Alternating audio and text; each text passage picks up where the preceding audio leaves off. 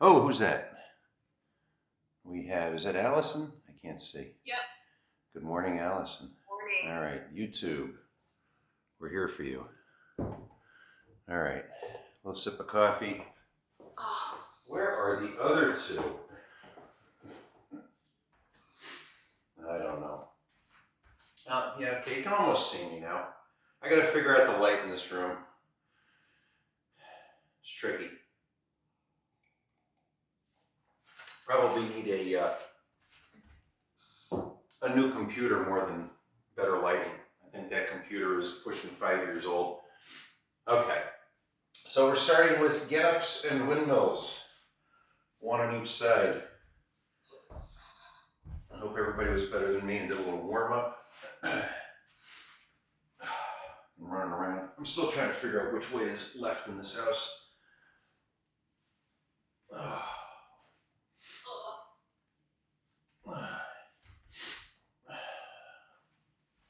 Oh, that's heavy. Heavy bells on Monday.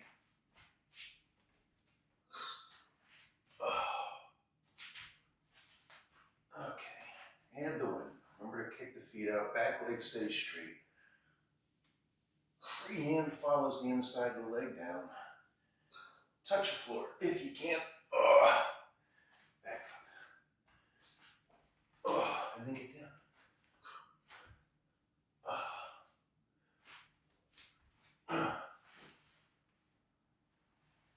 Oof. Oops. Missing that. Okay.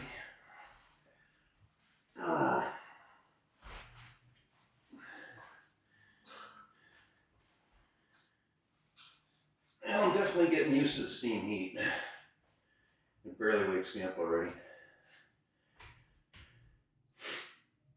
I think if I and my body have figured out that when the heat kicks on, first the furnace starts with a nice purr. And then there's a little man downstairs that bangs 3 times on the pipes. And then he opens the valve to let the steam up. That's exactly what it sounds like too. It sounds like there's somebody downstairs. They go bam, bam, bam, bam. Psh.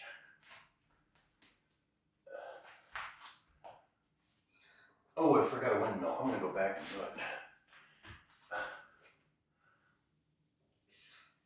Did I forget a windmill?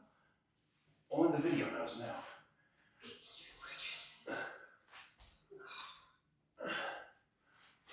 Alright, what are we doing after that? Straight bridges.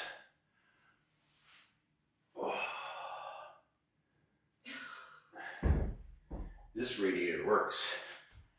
One in the bathroom doesn't seem to. Alright, so straight bridge. Remember, hands not too far back. Should be closer to being under your shoulders. Which way you orient your fingers is a personal thing. Don't let pain get in the way. If it hurts to do fingers forward, go fingers sideways or backwards. Been on hot minutes. Oh, I did these. Remember your pelvic tilt.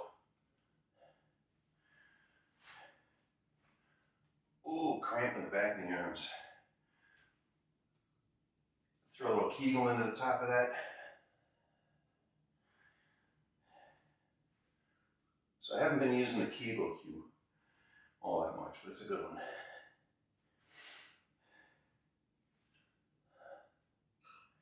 If you're Kegling while you're exercising, your pelvic floor is probably tight. All right, leg curls. Pick a ball, pick a ball. Yeah, I went from no balls to, well, never mind. Anyway, got more stability balls than I know what to do with right now. Well, that's not true. Remember, with the leg curl, hips try to stay in line with the knees and the shoulders, so they lift as you pull your legs back. Okay, so ball moves, hips move. If you're having trouble, you end up looking like this at the top, bridge up, and then lower.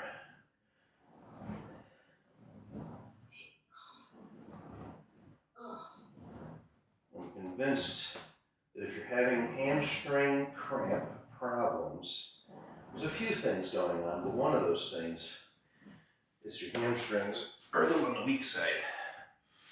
And your hip flexors being overactive will fire up a nice little cramp in the middle of the night. All right, floor press. So you're going to start much like you would with a get up. And that said, I like the bell to be kind of towards the bottom of my ribs. I'm going to hook my hands under, hug and roll just like I always do. So floor press, this is like a push-up or a bench press. You should be able to do a fairly heavy amount of weight with this.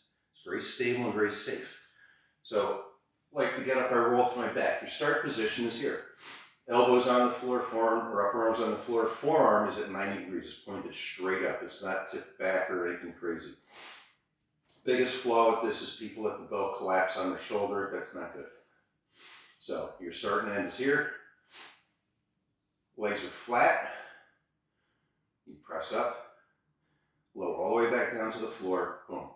Now what you can't see in the video is how close I'm doing this. I can just get my hand between my upper arm and my ribs.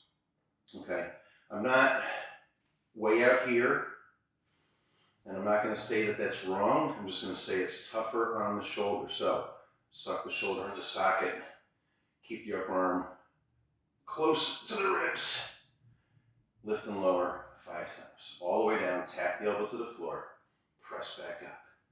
Now I don't completely collapse my arm. I don't just relax and rest here. I actually keep tension. So it's kind of a touch and go. Touch, go. Okay? You know, something I used to love to watch as a kid, even as an adult. I'd go find an airfield where I could park and watch the military guys do their practice touch and go landings. Now it is important to keep the legs out flat, and you'll find if the weight's heavy enough, your core, you'll start to twist as you press. And you've got to kind of fire up the core.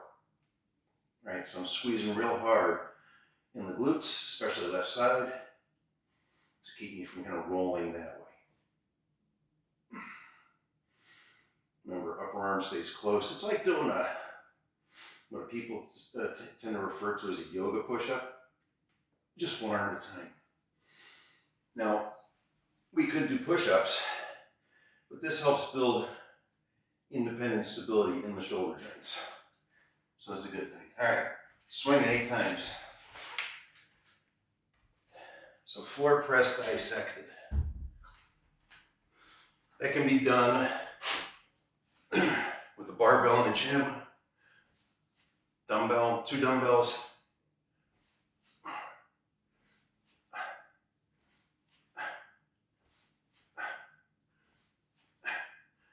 Eight swings, 8 goblet squats.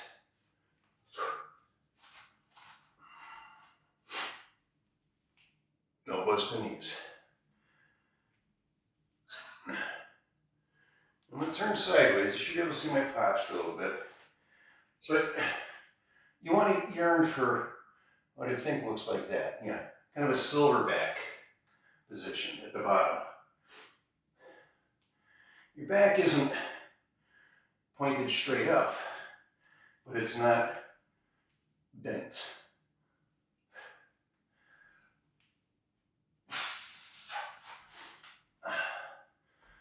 Single leg deadlift, yeah. And a reminder for those who always forget, if your right foot's on the floor, your left hand has the kettlebell for the rows. The leg working and the arm working are opposites. Okay, so the leg working is one holding me up, doing this hinge. The arm working is holding the weight and rowing the weight. They're opposites.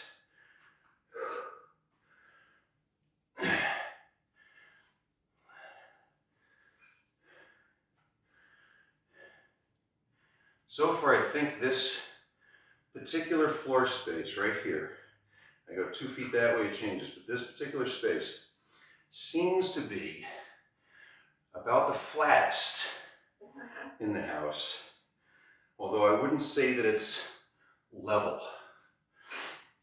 Oh. Also a good exercise for strengthening the hamstrings right here. And remember, if they're giving you crampy problems, it's probably a weakness in the back of the leg and a tightness in the front of the leg. And that tightness in the front of the leg, we need to stretch out. We need to be mindful of using our glutes and our toes when we're walking to take some of the load off the crank hip flexors. And we really need to sit less, because that's the biggest reason they're taking cranky. All right, ab rollout. Where's my wheel?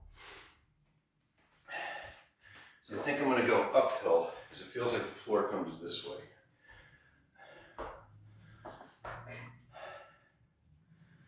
Okay. 8 reps. Remember, the death sentence here is to not keep your glutes squeezed.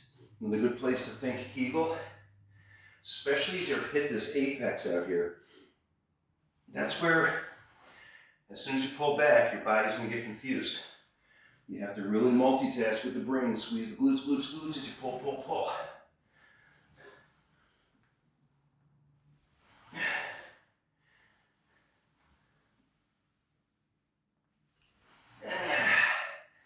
Again, there's a multitude of ways to do this.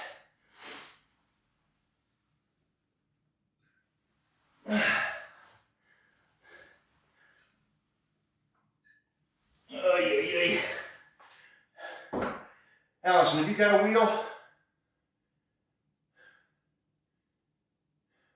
No, I did inchworms. Okay, so I'll show you real quick. Stability ball. Oh yeah, I can do that. So I make a fist and I punch in, just above the middle side of the ball. Yeah. I lock this up same way. Arms are straight, sucked into the sockets, and you press out and back. So it pretty closely duplicates the wheel itself. Okay, do that on the next round. Yeah. Okay. Okay. All right, yeah, ooh, that was a round. Yay. All right, so let's end the YouTube video. So, suggesting 2 more rounds. Okay. Suggesting. All right.